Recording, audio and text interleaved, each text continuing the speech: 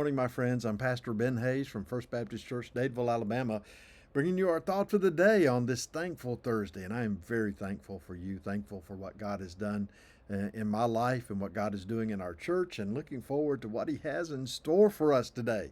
So start your day off praising Him, thanking Him, and spend some time in His Word. And so we're going to do that right now. Romans chapter 12, picking back up in verse 1. And we talked about this yesterday, this great verse. Paul says, I beseech you, I beg you, therefore, brethren, brothers and sisters in Christ, by the mercies of God, that you present your bodies a living sacrifice. Now, keep this in mind. In the Old Testament, when people made a sacrifice, they killed the animal, drained its blood, threw him on the altar, burned him up. That was a dead sacrifice. And remember, over in Hebrews, it says that the blood of bulls and goats cannot atone for sin. So what did we need? We needed a living sacrifice, which is what Jesus did. He went to the cross alive and He died for us. His blood was shed for us so that we could have forgiveness of sin. And so now we are called on, we are asked to present our bodies as a living sacrifice, to give ourselves completely to God.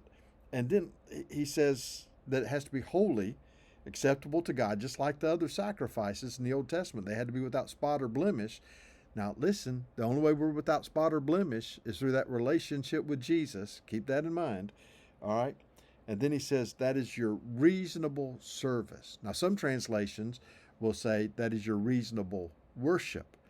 But I think that you can see the connection between those two words, service and worship. Worship is our service to God. Worship is our primary goal in our relationship with God, is to worship Him. And it is from worship that everything else comes from. From our time in worship, we are inspired and empowered to go out into the world and make disciples, to serve Him.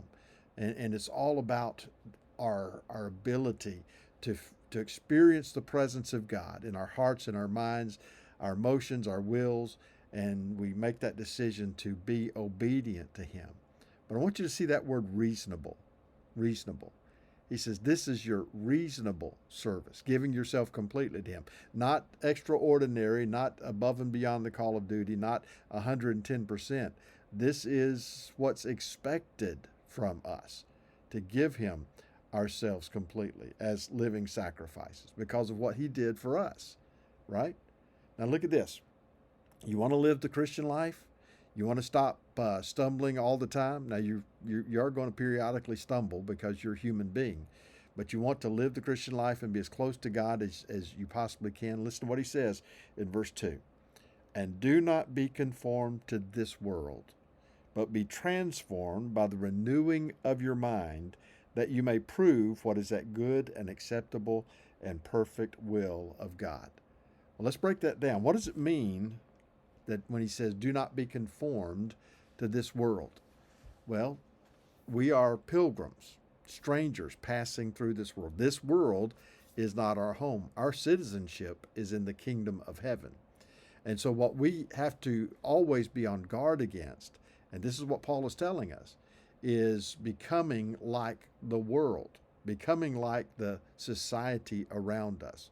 What does that mean? Well, what's going on in our world today, the craziness, the greed, the anger, the bitterness, the hatred, all of those things, we are not to be conformed. We're not supposed to look like the world. That's why Peter says that we are a peculiar people. We are different. We are other than. And the world ought to notice that about us.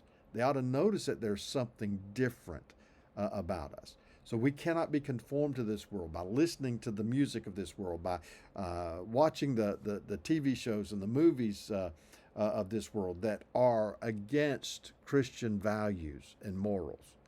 I know that's a hard thing to say, but we have a responsibility to not conform to this world, because what happens when we do, when we listen to the world's music, we read the world's literature, we watch the world's movie, those things come into our minds, come into our hearts, and before long, that's what's coming out of our mouths and our actions. Think about that. See how that affects you. Pay attention to that, and you'll know what I'm saying is true. So he says, do not be conformed to this world, but be transformed by the renewing of your minds. See, that's where it all begins, in the mind. That's where we have to take those thoughts captive. That's where we have to make those decisions that we're not going to follow the world anymore, that we're going to follow Jesus and be obedient to him. Now, we'll come back here in just tomorrow, and we'll look at that a little bit more in detail. But right now, think about that. Don't be conformed to this world.